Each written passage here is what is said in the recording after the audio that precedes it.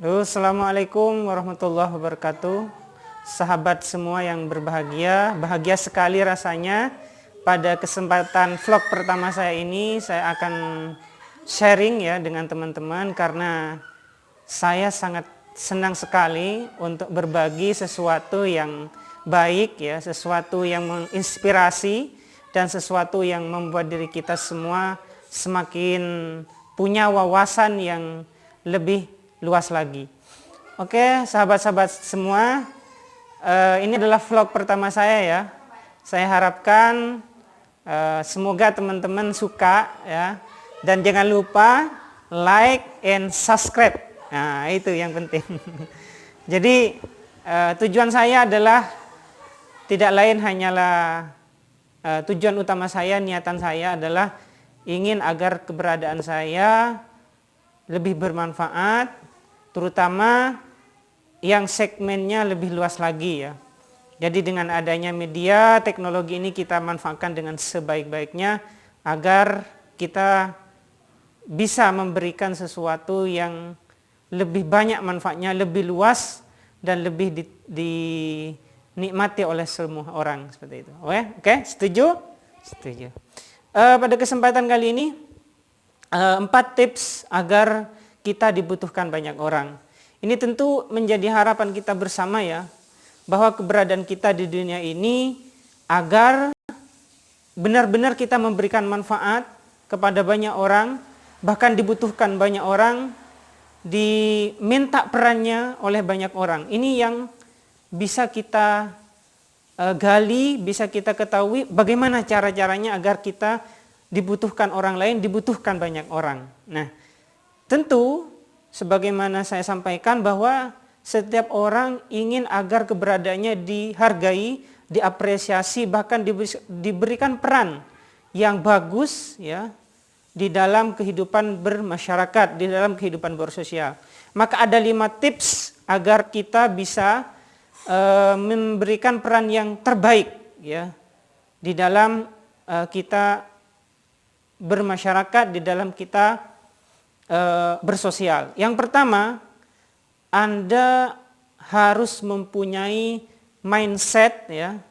Anda harus mempunyai keyakinan bahwa diri Anda memang berharga.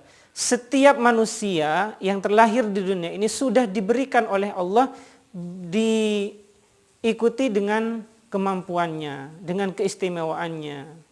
Terutama kemampuan dalam hal ini skill untuk bagaimana berperan serta, bagaimana berpikir, bagaimana bertindak, bagaimana melangkah, bagaimana memberikan sumbangsi. Nah, manusia itu dengan adanya potensi yang diberikan oleh Tuhan, oleh Allah ya, berupa pikiran, berupa anggota tubuh ya, disuruh kita untuk bagaimana memahami bahwa keberadaan kita ini memang benar-benar mempunyai peran ya. Artinya keberadaan kita memang berharga.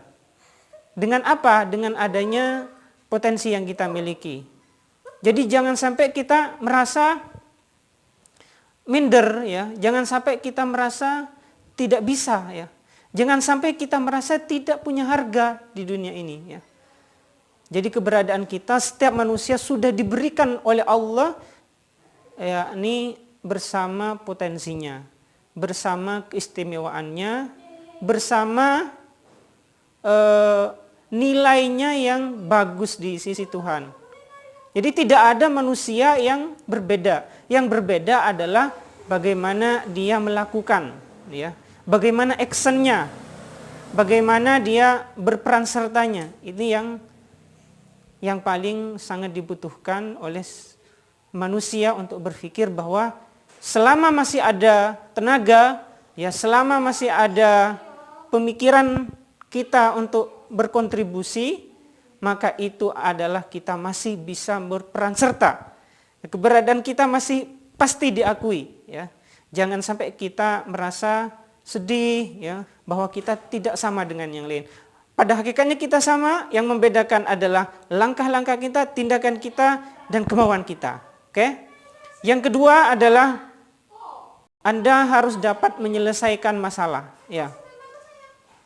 Jadi masalah itu adalah sesuatu yang pasti terjadi, pasti kita hadapi, dan sebaik-baik kita adalah yang bisa menyelesaikan masalah, bukan justru menjadi masalah, menjadi benalu, ya, sesuatu yang bahkan orang lain tidak suka kepada kita, ya. Maka oleh karena itu kita harus menyelesaikan masalah, memberikan kontribusi, memberikan sumbangsi apa yang kita bisa untuk kebaikan yang bisa kita berikan. Nah, ini adalah salah satu cara untuk kita bisa dihargai, bisa diakui, bisa didukung. Karena kenapa? Karena kita menyelesaikan masalah, Pak. Ya, jangan sampai kita justru menjadi masalah. Nah, ini adalah yang menentukan hati kita, ya. Yang menentukan pemikiran kita. Yang menentukan adalah pengertian yang kita akan berikan saat kita menghadapi masalah.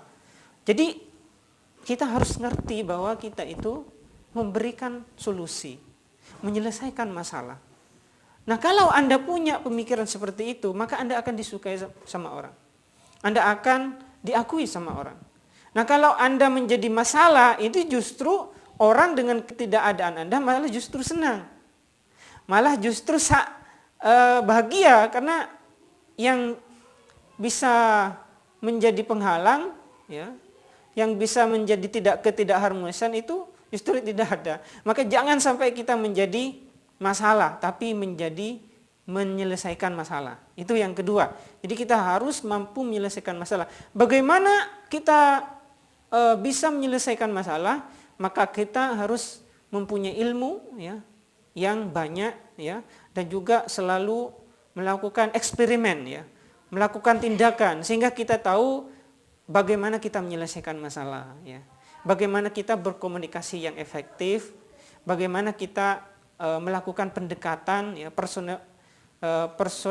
personifikasi yang baik dengan orang-orang yang ada di sekitar kita, dengan keluarga kita, ya, dengan keluarga inti kita. Ini adalah suatu yang sangat-sangat dibutuhkan untuk meningkatkan nilai Anda sebagai insan yang memberikan manfaat.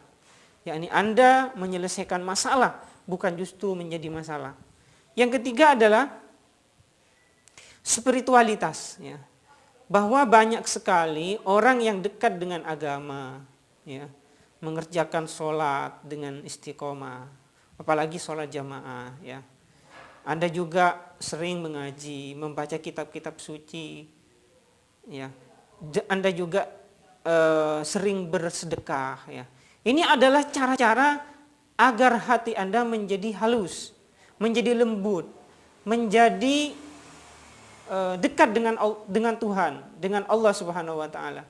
Ini adalah sangat penting sekali, ya, untuk bagaimana diri Anda menjadi manusia yang tidak egois, ya. Menjadi manusia yang aware dengan semuanya, yang welcome dengan semuanya, ya. Orang yang selalu punya keinginan mendekatkan diri kepada Tuhan kita. Nah, orang yang dekat dengan Tuhan, orang yang dekat dengan Allah, itu kemungkinan besar baiknya lebih besar daripada orang yang jauh dengan Allah. Mereka yang jauh dengan agama, mereka yang jauh dengan spiritualitas. Makanya kalau mencari pasangan, carilah agamanya. Maksudnya apa? Karena agama menentukan 80% dari kualitas hubungan, jalinan keluarga yang akan nanti dibangun. Jadi kalau orangnya sudah baik, ibadahnya bagus, apalagi sholatnya istiqomah, apalagi di saf yang paling depan, ini insya Allah nanti hasilnya mantunya misalnya, ya, memilih mantu adalah mantu yang bisa menenangkan keluarga. Nah, niscaya jika ada masalah, ini tidak hanya mengandalkan egois, tapi mengandalkan ibadah. Tujuan dari pernikahan misalnya, tujuan dari hubungan berkeluarga. Karena apa? Karena dia sadar tidak hanya mengandalkan egoisme, tapi di sini adalah orang-orang yang mengembalikan segala sesuatunya, segala permasalahannya, ya, segala tantangannya, ya, segala kendalanya, ya, segala cobaannya itu kembali kepada agama. Sehingga tidak egois, tidak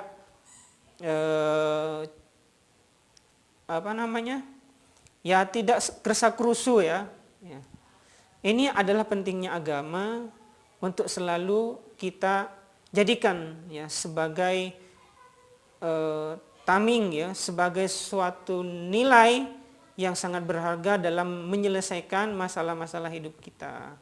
Dan insya Allah orang yang senang dengan pengamalan agama akan lebih disenangi daripada orang-orang yang jauh daripada agama.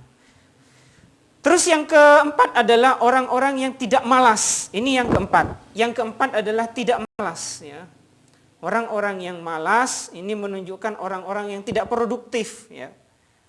Lawan malas Anda dengan cara Anda berpikir apa target yang akan Anda lakukan hari ini, esok, dan beberapa hari ke depan, bahkan beberapa tahun ke depan. Jadi orang yang mempunyai rencana, orang yang mempunyai agenda, kegiatan, itu seharusnya dia bisa produktif, ya, tidak bermalas-malasan. Nah, orang yang bermalas-malasan produktivitasnya kecil, ya. Dia tidak akan disukai oleh orang lain. Maka untuk disukai orang lain butuh manusia SDM yang etos kerjanya bagus, yang sungguh-sungguh, yang bersemangat, yang adaptif terhadap permasalahan, terhadap kondisi, yang menanggapi terhadap berbagai fakta, berbagai masalah misalnya. Nah, ini adalah orang yang adaptif terhadap permasalahan. Nah, ini adalah orang-orang yang nanti akan disukai oleh banyak orang. Ya. Orang yang responsif terhadap masalah, responsif, ya, mohon maaf. Yang terakhir adalah berpikir untuk kemanfaatan banyak orang. Jadi kita tidak menjadi manusia yang hanya berpikir untuk diri kita sendiri, untuk perut kita sendiri, untuk dapur kita sendiri. Tapi kalau bisa kita sebanyak-banyaknya memberikan manfaat kepada banyak orang, niscaya alam dan Tuhan akan mempercayakan kita bahwa kita memang layak, memang pantas untuk memberikan manfaat bagi banyak orang.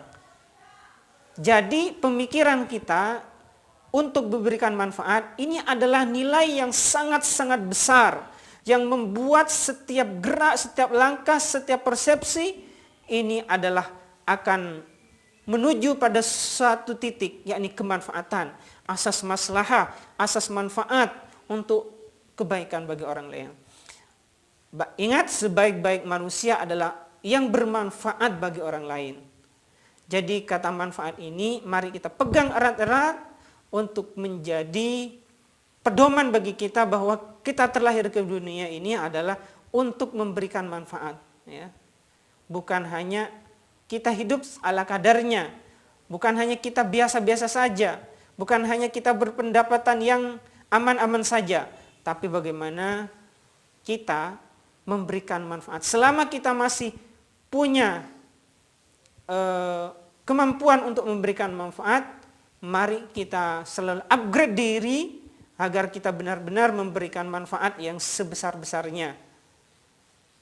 Dan keberadaan kita akan benar-benar dirasakan kemanfaatan oleh orang. Niscaya apabila kita mengerjakan 5 hal ini, maka kita akan benar-benar menjadi manusia yang memberikan rahmat, yang memberikan kebaikan, dan bahkan akan dikenang oleh semua orang, semua keluarga kita, dan orang-orang yang akan mengakui, tidak hanya mengakui bahwa nilai kebaikan kita juga benar-benar dirasakan dan bisa menjadi bekal kita untuk nantinya kita persembahkan di hadapan Tuhan. Ini mungkin yang bisa kita pelajari pada kesempatan kali ini di vlog pertama ini. Salam sukses keluarga. Assalamualaikum warahmatullahi wabarakatuh.